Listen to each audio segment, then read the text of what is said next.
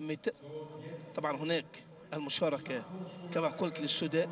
هناك أبو بكر كاكي خميس بطل العالم.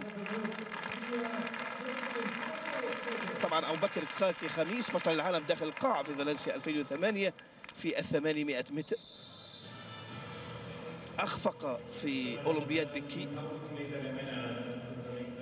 والرقم القياسي العالمي لهذا السباق سباق 1000 متر باسم الدنماركي ويلسون كيبكيتر 2 14 ثانية 96% جزء من الثانية في عام 2000، أي أن هذا الرقم لم يحطم منذ 9 سنوات. كان في مدينة برمنغهام بإنجلترا.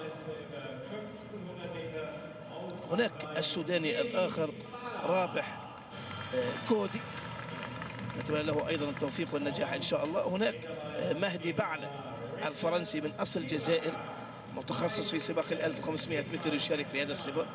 كان المركز الرابع في أولمبياد بكين 2008 على مستوى سباق 1500.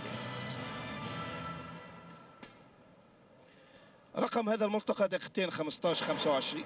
انطلق الآن السباق، سباق 1000 متر.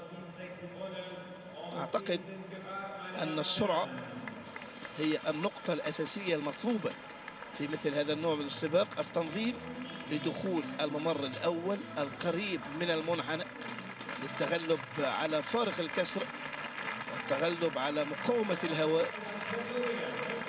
أول 200 متر 25:6 إيقاع سريع لسباق 1000 متر، 4 لفات على النهاية. طبعا هناك مهدي بعلة ليس سهلا إطلاقا في التخصص الأساسي له، وهو 1500 متر. كان مركزه الثاني في بطولة العالم في باريس كما قلت جزائري الأصل. نتحول لتيم لوبينجر 400 متر 51 18 محاولة خاطئة لتيم لوبينجر، ونعود لأجواء السباق بسرعة مرة ثانية.